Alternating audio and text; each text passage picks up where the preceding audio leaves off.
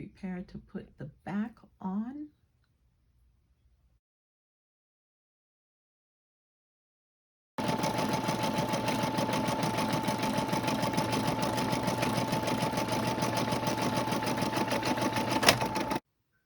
Okay, we're back and we're going to make the hole for the string and finish this out.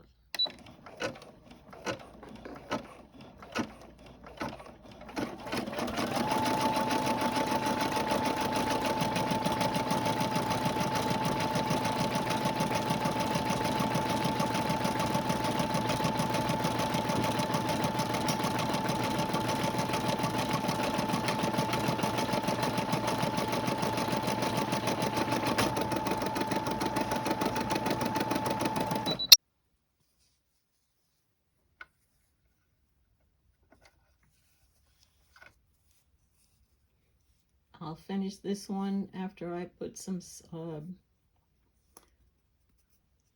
that buttonhole stuff on there to keep it from fraying, and then I'll put a little Mod Podge around the edge to keep the rest from fraying as well. So there you have it. Handmade with love. Thank you for coming.